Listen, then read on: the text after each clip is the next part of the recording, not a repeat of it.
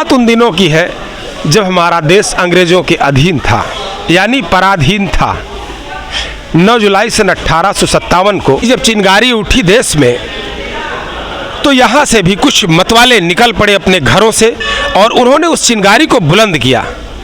अंग्रेजों को ये बात जब हजम नहीं हुई, तो सेना नायक डनलप और कैप्टन टिकरित की नेतृत्व में करीब 2100 घुड़सवारों के साथ 5 तोपें लगा करके इस क्षेत्र के सिकरी गांव पर हमला बोल दिया और उस काली रात को सारे जो नौजवान थे उनको गोलियों से भून डाला और गांव को तहस नहस कर दिया।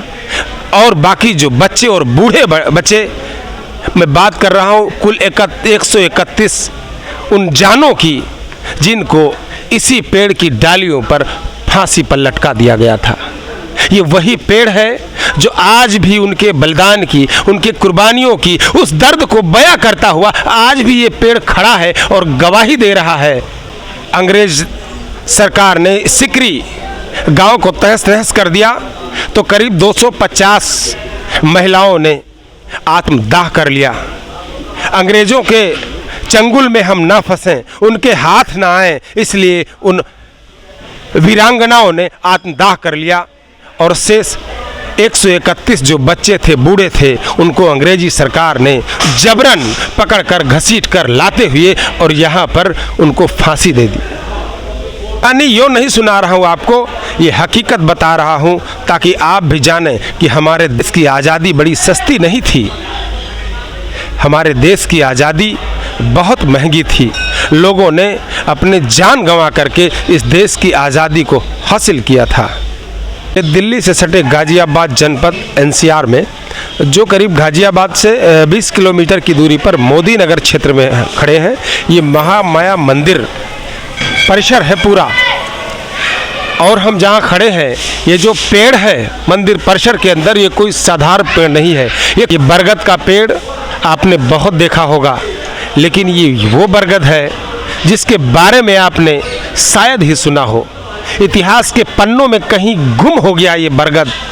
आज के पुराने पन्ने फिर से पलटे जाएं, स्मृतियाँ ताज़ा हों और आप जानें कि हमारे देश के लिए, हम सब के लिए, हमारे समाज के लिए इस पेड़ से आखिर क्या नाता रहा। आइए हम इस पेड़ की कहानी सुनाते हैं आपको। एक दर्द भरा किस्सा हम आपको सुनाते हैं गाज़ियाबाद के उस हिस्से की धरती से। ये महामाया मंदिर है, मोदी नगर का एक छोटा सा क्षेत्र, जहाँ पर कई देवी देवताओं के प्राचीन मूर्तियाँ हैं, मंदिर हैं। लोग बड़ी श्रद्धा से यहाँ आते हैं और मन्नतें मांगते हैं, उनकी मन्नतें भी पूरी होती हैं और लोग यहाँ चढ़ावा भी चढ़ाने आते हैं।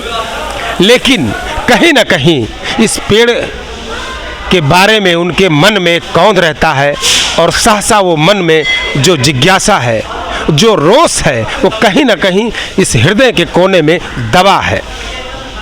मैं बात कर रहा हूँ 1857 की। सन 1857 में 9 जुलाई की वो काला दिन, वो काली रात, जिसे यह देश कभी नहीं भूलेगा। इस देश के लिए कितनी माँ की गोदी सुनी हुई, कितने नवेली दुल्हनों के मांग सुने हो गए, कितनों के बुढ़ापे का सहारा छिन गया, उसका ये गवाह बरगद का पेड़ आज भी मौजूद है। अपने सीने में लाखों दर्द छुपाए ये आज भी उसकी गवाही दे रहा है।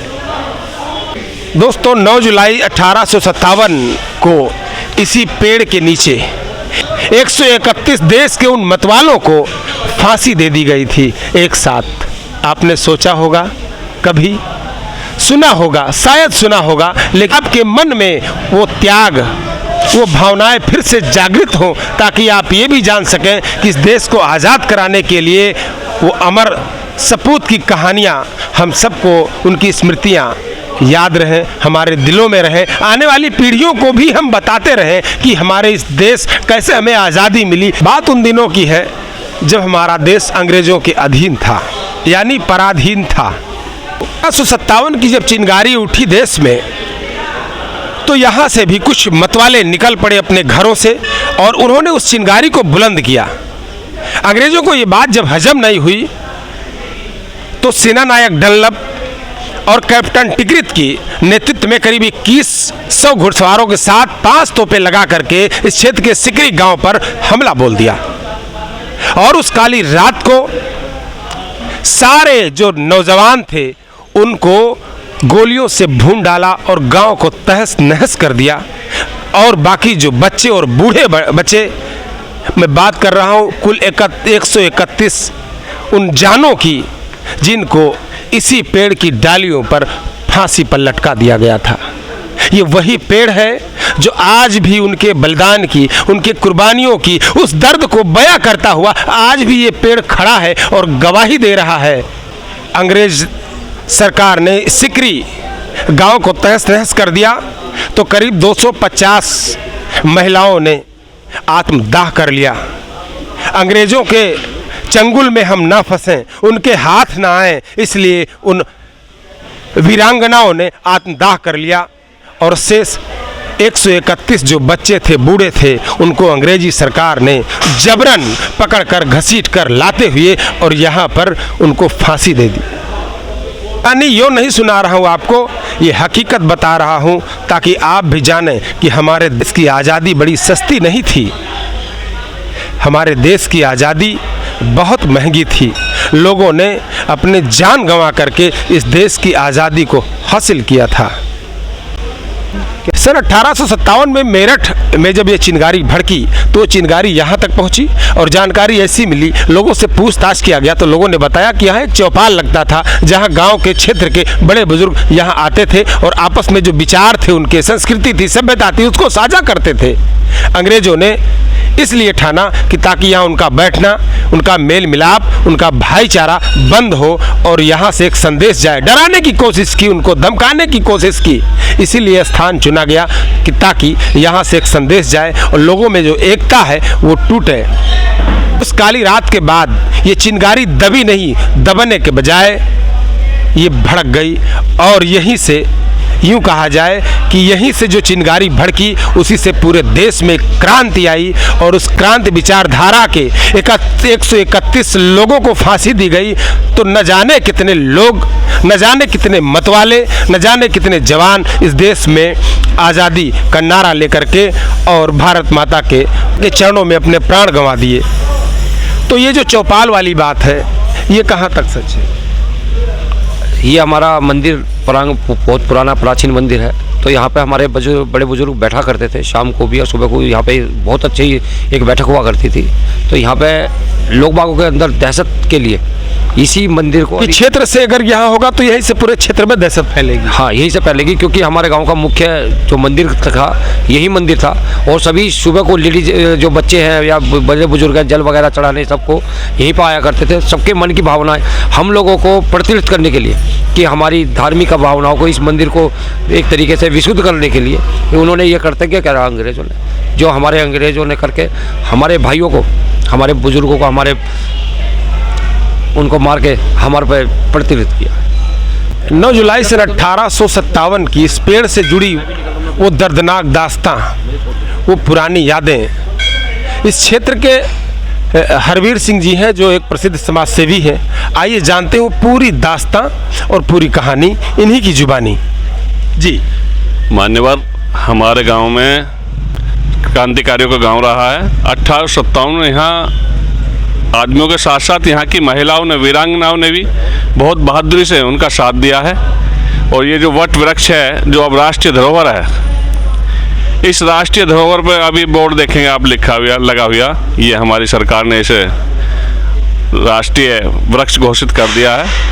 और इसी वृक्ष पर 131 लोगों को फांसी दी गई थी 9 जुलाई 1857 को।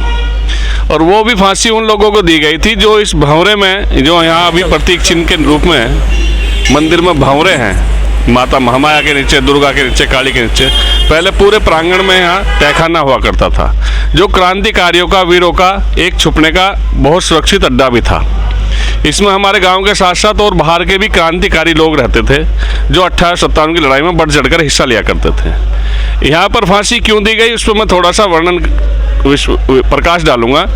उसका एक कारण ये रहा कि जो सेना मेरठ से 10 मई की क्रांति शुरू हुई धन सिंह कोतवाल जी के उसमें नेतृत्व में, उस पर प्रकाश ये है कि वो हमारे गांव के एक तो रिश्तेदार भी थे, गुर्जर समाज से थे। जैसे कि 10 लोगों को फांसी हुई दशहरा के दिन गांव गगोल में, करीब 40 या 42 लोगों को फांसी हुई गांव पांचली में, और 131 लोगों को फांसी दी गई यहाँ मोदी इसमें अपने मोदनगर के सीकरी खुर्द गाँव में।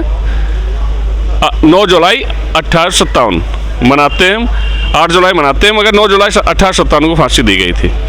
इस पर सेना नायक था उस समय डनलप, और वही जिलाधीश था। उसने ही अपने नेतृत्व में 5 तोप लगा करके इस गांव में आक्रमण किया, पूरे गांव को नेस्तनाबूद कर दिया। जो जवान थे, वीर थे, वो लड़ करके मर गए। गजेटियर में लिखा है गुर्जर बड़ी बहादुरी के साथ लड़े, करीब 2.5 घंटे का आमने सामने का लड़ाई रहा। क्या लड़ाई रही होगी आप कल्पना करो। एक तरफ 5 तोपें हैं, सुसज्जित सेना है, 2100 घुड़सवार सैनिक है, एक तरफ बर्छी भाले तीर तलवारों से लोग थे।